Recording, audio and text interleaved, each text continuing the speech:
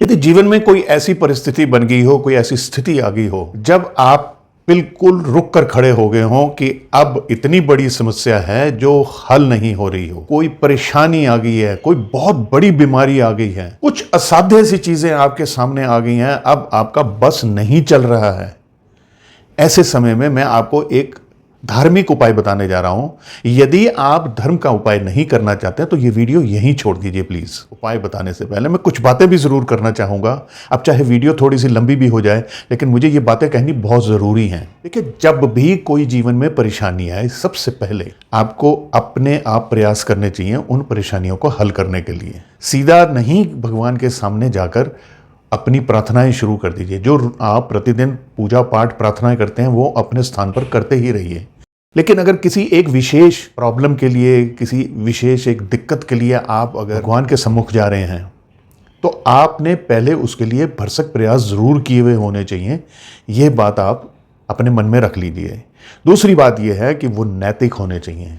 भगवान के सामने जब भी आप बैठते हैं आपका मन बिल्कुल शुद्ध होना चाहिए, आपका शरीर शुद्ध होना चाहिए। जब भी आप भगवान के सामने कोई प्रार्थना पूजा करने के लिए जा रहे हैं तब आपने बिल्कुल दीन बनकर एक सच्चे मन से ये समझ लीजिए कि आपका मन रो ही रहा है, इस तरह से आपने प्रार्थना करनी है और दिखावा कोई नहीं होना चाहिए। जब भी भगवान को प्रसाद अर्पण करें मन ही मन आप उनसे ये ज़रूर कहें कि आपका ही दिया हुआ मैं आपको अर्पण कर रहा हूँ, इसे भोग लगाएं।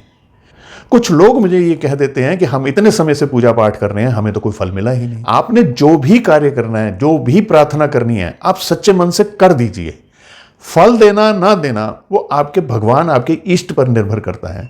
पिछले जन्म के भी कुछ कर्म लेकर आए हैं और इस जन्म में भी कुछ कर्म ऐसे करे हैं। अब ऐसा तो है नहीं है कि आप काम करते रहें गलत और जज साहब के सामने खड़े हों और जज साहब आपको इसलिए माफ़ी दे दें कि अब आप एक अच्छे व्यक्ति बन चुके हैं। देखिए, जो कर्म करें वो भुगतने तो पड़ेंगे। अब ये ईश्वर के हाथ में है कि वो आपको कितनी जल्दी उसका, आपकी पूजा पाठ का फल देते हैं। इसलिए बहुत आतुर भी नहीं होना चाहिए इन चीज़ों के लिए। देखिए, जब भी आपने ये उपाय करना है, एक बात का आपने ख्याल करना है कि आप उस समय स्नान करके ही ये वाला उपाय करें। और ये उपाय आपने तभी करना है जब आपने सभी तरीके अपना लिए हों, सभी उपाय कर लिए हों, हर प्रकार की पूजा पाठ कर ली हो। करना यह है कि आपने मंगलवार वाले दिन, अगर शुक्ल पक्ष का पहला, दूसरा या तीसरा मंगलवार हो तो बहुत उत्तम, नहीं तो किसी भी मंगलवार वाले दिन आप 21 लौंग पूरे गिन के रख लीजिए पहले, और थोड़ी सी मौली रख लीजिए। जिस तरह भी आप पूजा पाठ करना चाहते हैं आप उसी तरह से पूजा पाठ कीजिए। अपने घर के मंदिर में भी ऐसा कर सकते हैं आप।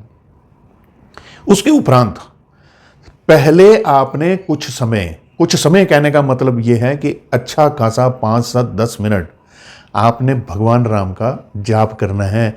राम स्तुति गा लीजिए, कोई भजन गा लीजिए, और नहीं अगर कुछ समझ में आता तो सीताराम जय सीताराम, सीताराम जय सीताराम, ये आप अगर 5, 7, 10 मिनट तक कर लेते हैं, ये कार्य उसी के बाद करना है। अब एक बारी हनुमान चालीसा का पाठ कीजिए और एक लौंग को उस धागे के कोने पे बांध दीजिए।